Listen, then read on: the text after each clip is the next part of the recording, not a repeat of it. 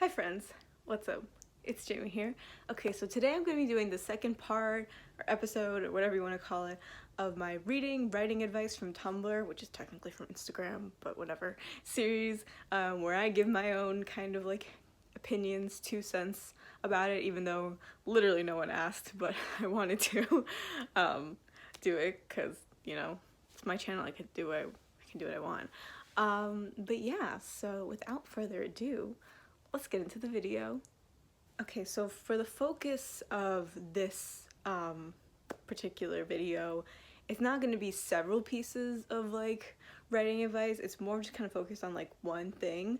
So the subject for this video is show, don't tell, which if you're a writer, whether you do it just for fun or you're looking to pursue it professionally, you have probably heard of the phrase show don't tell. It's like one of the most basic quintessential pieces of writing advice that exists out there. Now if you don't know what show don't tell is, it's exactly what it sounds like. Important is when important plot information, important character information is shown instead of told. So for example, if he wanted to convey that your character had like a sad, tragic backstory of some sort, you wouldn't just kind of like go on like a ginormous monologue of being like, oh, Bob, he was neglected by his parents and his cat died and all these things that happened to him that were really bad in succession. You would show these things happening. Otherwise, you just get stuck with a bunch of exposition that's very unnatural and awkward. Now, the Tumblr post that I wanted to highlight in this video, which I will insert right here, brings up some really interesting points about when show don't tell is actually not the best route to go, which I wanted to discuss. Now, as I've mentioned many times before, I'm a screenwriter, and this Tumblr post specifically talks about show don't tell kind of more in like a book writing context, but I still thought that the points it brought up were interesting, and so that's why we're going to talk about them. So the post talks about how show don't tell can become very tedious when you're like trying to describe something in so much detail so that it doesn't come across as you telling instead of showing. And the ultimate takeaway from the post is that sometimes it is better to tell instead of show, and I completely agree with that sentiment.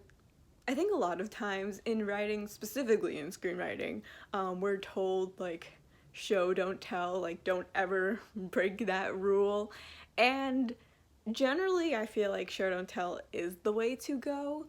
However, there are exceptions. Something I want to talk about is, okay, so one of my favorite animes of all time that I've ever watched is Violet Evergarden. It's so beautiful. It's so beautifully tragic. Highly recommend it if you like tragic animes.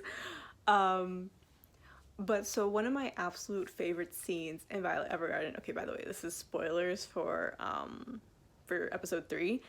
So one of my favorite scenes in that like whole anime is when, so for some context, Violet, she's going to school to learn how to become a doll, which is, if you don't know, if you haven't watched Violet Evergarden, basically a doll is somebody who like ghost writes letters for other people, and they get paid to do that. So she's going to school to become a doll, and even though she is like perfect with like grammar and her like typing speed is like really fast and she's gotten like top marks in like all of her tests, she can't actually graduate to become a doll because she has a hard time like trying to convey like what like the emotions that people want conveyed in their letters. And so there's this really beautiful scene in episode 3 where so Luculia, who is one of Violet's friends, has this brother who she's kind of estranged from, and like she's been wanting to write a letter to him, but she just couldn't exactly find the words that she was trying to say. And so Violet writes Lakulia's brother a letter, and she delivers it to him. And basically, I'll spare like going into all the like backstory on Lakulia and her brother and their family. But basically, what Lakulia wanted to say all along, and this isn't verbatim, but so I'm paraphrasing, but basically, she just wanted to tell her brother that she was happy that he was alive.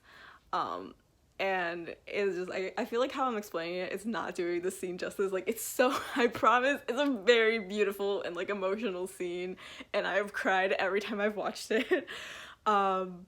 But so yeah, what I'm trying to get at is I feel like Violet really demonstrates, because this is something that kind of like becomes like kind of Violet's like niche as a doll once she finally becomes a doll, is that sometimes like, you know, she didn't do like this whole like flowery letter, like this very like poetic letter or anything of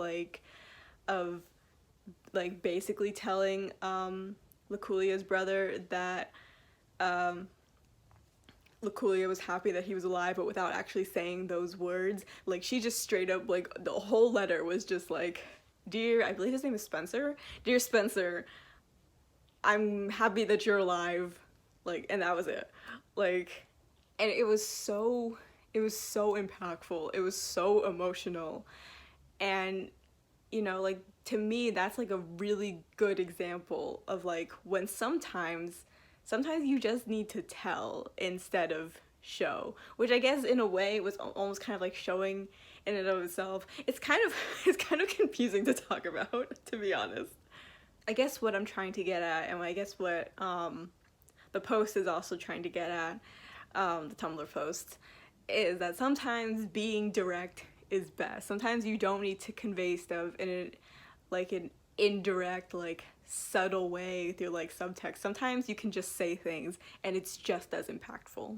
Now, as the post ultimately like also brings up is something that I will repeat over and over again, probably till I'm blue in the face, is that when it comes to writing, there are no rules. There are guidelines, there are no rules. Rules are great if you like rules and you kind of like need that structure, that's great. If you're a beginner writer and like you're just like starting out, rules are great. Well, sorry, guidelines. These guidelines are great. Or if you're like struggling, sometimes going back to like the basic guidelines can be really helpful. But ultimately, you shouldn't get like super hung up on them, because there are always exceptions to these rules. Like, you can always work your way around them. And I guess really just the biggest takeaway from all of this is that as you write more, and the only way to get better at writing is to write, as you become a better writer, it's like, well, becoming a better writer is all about knowing when to break the rules, and like when not to, I guess. I was trying to find a good way to round that out, but like, you know what I mean, right? Anyway, thank you guys so much for watching this video. I hope it was helpful if you're a writer. I hope like the advice was helpful, or if you're not a writer and you just wanted to watch this video, I hope you got at least an anime recommendation out of this.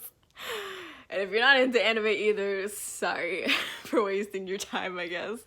But yeah, let me know down below in the comments, like what, if you're a writer, or even if you're not a writer, if you're just any other kind of creative, what is the best piece of advice for your like creative field that you've ever been given? Because I would love to know, even if it's like for, like, I'm not like an artist, I draw like a teeny bit, but not like a lot. Even if it's like something having to do with like art, I would still love to know, just because I like to learn things. But yeah, so thank you guys again so much for watching this video, and I will see you guys in my next one. Bye guys. Hi friends, what's up? It's Jaime here. Okay, so today I'm going to be doing the second part, episode, whatever you want to call it, of my writing advice from Tumblr series, where I give my opinions on it that nobody asked for, but I wanted to share. And